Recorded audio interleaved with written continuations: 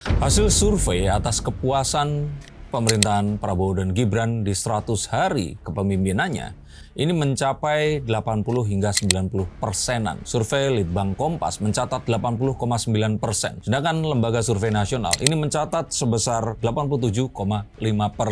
Lalu masih perlukah Prabowo untuk menjalin hubungan dengan Megawati? Apa nggak mending sama Jokowi aja? Siapa yang lebih memihak kepada Jokowi saja atau kepada Mega?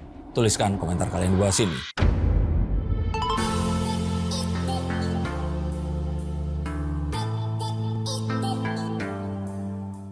Halo Sensikers, kembali berjumpa bersama saya Denny Darko. Tidak ada yang namanya misteri, yang ada adalah tanda-tanda yang kita semua coba untuk mengerti. 100 hari saat yang krusial.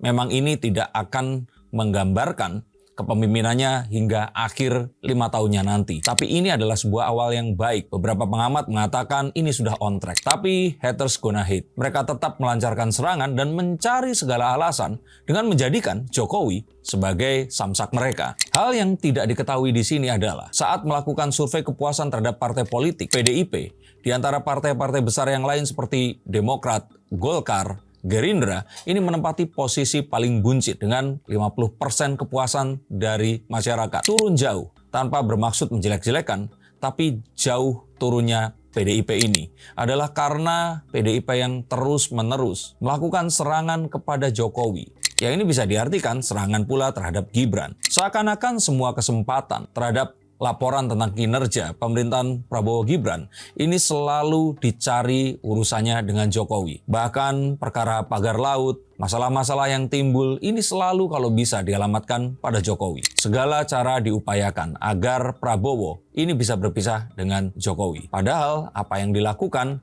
ini hanya memperrendah tingkat kepuasan atau kepercayaan mereka terhadap partai ini tadi. Saya rasa PDIP ini nggak kapok dengan cara menyerang Jokowi yang tidak populer dan malah menurunkan elektabilitas mereka saat Pilpres kemarin. Sedangkan Pak Prabowo yang awalnya sempat diragukan, ini membuktikan kalau rencananya ini bukanlah omon-omon belaka. Putar balikan tuduhan, misalkan dari Mas Anies yang mengatakan penilaian beliau sebagai Menhan ini 11 dari 100. Bahkan Bu Kony Bakri yang pernah menuduh akan adanya, mari kita sebut saja ini kudeta dari Gibran, ini rasanya sulit untuk terjadi mengingat kompaknya mereka di 100 hari kepemimpinannya. Bahkan Pak Prabowo pun ini tanpa tedeng aling-aling melihat adanya pagar laut yang sempat meresahkan masyarakat Indonesia selama 2 pekan ke belakang ini, langsung mengambil langkah untuk mencabut semuanya. Mungkin PDIP bisa membantu dengan menghentikan serangan. Maka mungkin saja ini kan mencapai 90%-an.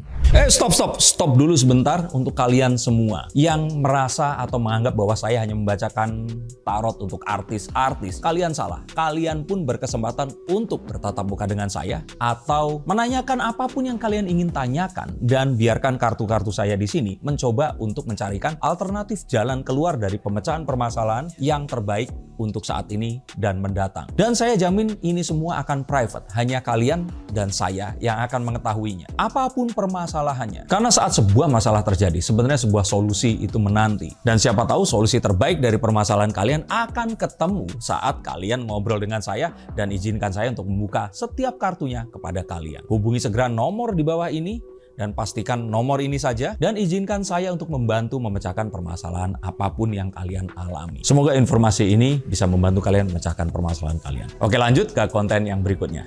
Yuk. Mereka ini masih lupa bahwa Pak Jokowi ini masih bapaknya Gibran, dan Gibran ini adalah wakil presiden Republik Indonesia. Sah, terpilih.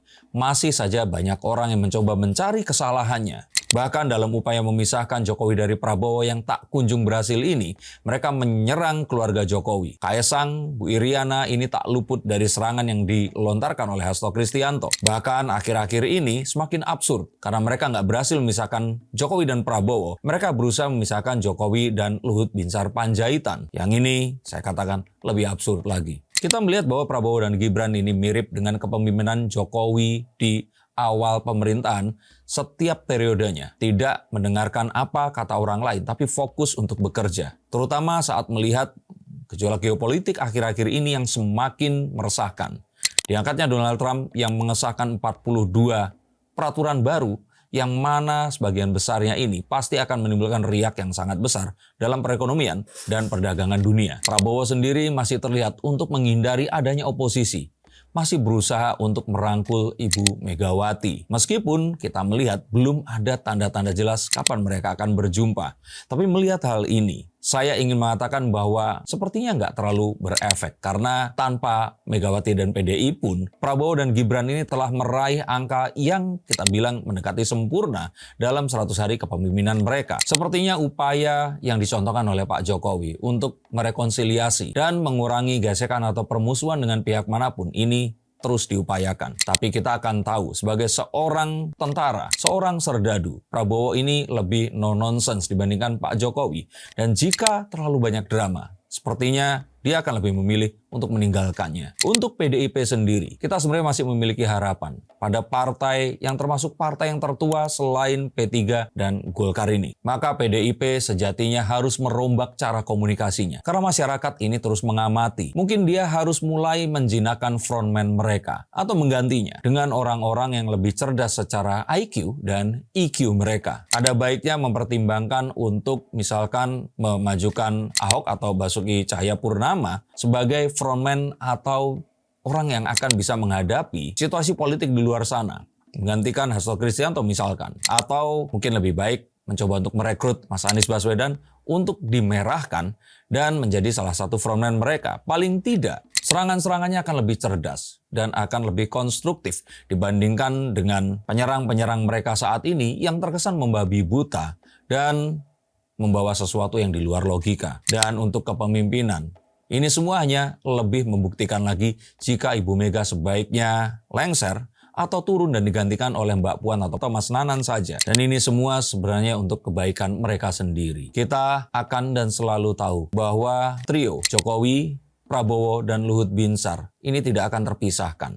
Selama keberlanjutan ini terus akan terjadi, maka mereka akan terus melanjutkan apa yang sudah dimulai 10 tahun yang lalu. Di tahun 2014 silam. Dan turunnya kepuasan terhadap PDIP ini menunjukkan masyarakat yang sudah lelah.